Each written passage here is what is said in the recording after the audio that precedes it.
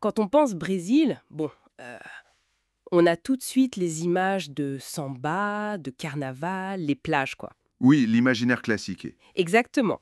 Mais voilà, les sources qu'on explore aujourd'hui, et notamment un script très intéressant de Gruna Luis, nous montrent une facette beaucoup moins connue. Ah oui, ouais. Le Brésil, figure-toi, c'est le pays qui accueille la plus grande communauté japonaise hors du Japon. Assez dingue, non? Ah oui, quand même, c'est pas l'image première qu'on a? Pas du tout. Alors notre objectif, c'est de plonger un peu dans cette histoire fascinante, immigration, intégration, ce mélange culturel. Comprendre comment ça s'est fait, en gros. Voilà, comment cette communauté est arrivée là et a façonné le Brésil et comment le Brésil l'a façonné aussi. Bon, alors, par où on commence? Le tout début. Le tout début, oui. Il faut remonter à 1908, c'est ça? C'est ça. Le symbole, c'est un bateau, le Casatomaro. Il arrive au port de Santos, à côté de Sao Paulo. Mhm. Et à bord, 781 Japonais, des pionniers. Le script de Bruna Lewis rappelle d'ailleurs que beaucoup venaient pour bosser dans les plantations de café. Oui, c'était une période de gros besoins de main-d'œuvre au Brésil, surtout après l'abolition de l'esclavage. Tout à fait. Et ça, c'était vraiment le début d'un mouvement migratoire important, encouragé d'ailleurs par les gouvernements des deux pays. C'est exact. Et ce qui est fou, c'est l'ampleur que ça a pris depuis.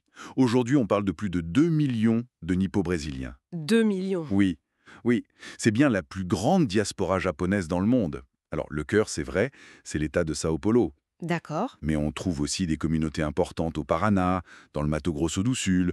C'est assez répandu, en fait. Et cette présence, elle est visible, hein? Je pense par exemple à Sao Paulo, Ah oui, carrément. le quartier Liberdade, c'est ça? Exactement, Liberdade. C'est incontournable. Tu t'y balades, et hop, Changement d'ambiance. complètement. Les lanternes rouges, les fameux Suzuranto, les portiques Tori, les enseignants japonais, même des petits jardins zen. Et on y trouve de tout, j'imagine. Supermarché, resto. Ah oui, librairie japonaise, supermarché avec tous les produits typiques, des restaurants à non plus finir. Et le week-end, il y a un marché artisanal qui attire énormément de monde. On y mange bien, j'imagine. Gyoza, sushi, mochi. Tout ça, et bien plus. C'est vraiment le cœur battant de cette culture à São Paulo. Mais attention, Oui, l'influence, elle ne se limite pas à Liberdade, loin de là. Si on regarde un peu plus largement, elle diffuse dans tout le pays. en quelque sorte, oui. Prends les arts martiaux, le judo, le karaté, c'est hyper populaire au Brésil. Ah oui, c'est vrai ça. Il y a aussi des fêtes traditionnelles japonaises, comme le Tanabata Matsuri, la fête des étoiles, qui sont devenues des événements locaux importants dans certaines villes. Et la cuisine alors? On en parlait pour Liberdade, mais au-delà. La cuisine, c'est peut-être l'exemple le plus frappant.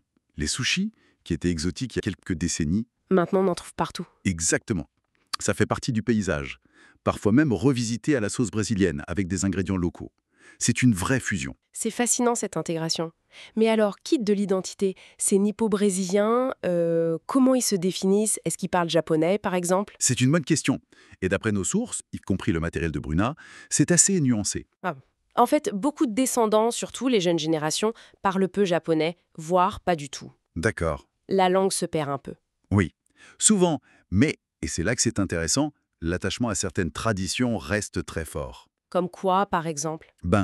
Le respect des anciens, c'est quelque chose de très ancré. Certaines pratiques religieuses aussi, qui mélangent parfois bouddhisme, shintoïsme et catholicisme, Un syncrétisme, donc. voilà. Et bien sûr, les traditions culinaires familiales, ça reste essentiel. Donc c'est une identité hybride, quoi. Fortement brésilienne, mais avec cet héritage japonais très présent. Une identité qui évolue, donc. Et le mouvement n'a pas été que dans un sens, Japon vers Brésil. Si c'est qu'un tu sais, j'ai cru comprendre qu'il y avait eu un retour. Tout à fait. Et ça, c'est un aspect crucial et moins connu. Dans les années 80-90 surtout, Oui, le Brésil connaissait des difficultés économiques, alors que le Japon avait besoin de main-d'œuvre, notamment dans l'industrie. d'accord.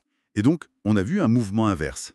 Hmm. Des milliers de nippo-brésiliens qu'on appelle les décasségui. Dekasegi. Oui, ça veut dire en gros partis travailler au loin. Ils sont partis travailler au Japon. Ah, d'accord. C'est une sorte de boucle, en fait. Exactement. Ils se sont regroupés dans certaines villes japonaises, comme Nagoya ou Hamamatsu, ayant même créé leur propre petite communauté brésilienne au Japon. C'est incroyable, cette histoire de migration croisée. Oui, ça ajoute une complexité vraiment intéressante. Ça montre que les liens sont pas juste historiques, ils sont vivants, ils vont dans les deux sens. Et ça pose des questions. Sur l'identité, j'imagine. Précisément, Pour ces Dekasegi, c'était pas un simple retour aux sources. Ils découvraient un Japon très différent de celui de leurs ancêtres, et ils y étaient souvent vus comme étrangers. Brésiliens, en fait. Donc ça questionne vraiment ce que veut dire l'identité culturelle, dans un monde connecté comme le nôtre. Tout à fait. C'est très fluide. Bon, alors, si on devait résumer un peu tout ça. Cette histoire des Nippo-brésiliens, c'est bien plus qu'une anecdote. Ah non, c'est une saga. C'est ça. Ça commence en 1908 avec ce bateau, le Casatomaru, et ça mène à une communauté immense, plus de 2 millions de personnes aujourd'hui. Très dynamique. Avec de lieux emblématiques comme Liberdade, mais une influence qui va bien au-delà. C'est vraiment une illustration de la richesse du métissage culturel brésilien. Exactement. Une belle histoire d'adaptation et de fusion. Et pour finir, peut-être une piste de réflexion? Oui, une question qu'on pourrait se poser en s'inspirant de tout ça. Qu'est-ce que cette double migration, les Japonais au Brésil, puis ces Dekasegu nippo-brésiliens au Japon, nous dit sur la façon dont les identités culturelles, elles se négocient, elles changent, elles se réinventent sans cesse aujourd'hui, dans notre monde si interconnu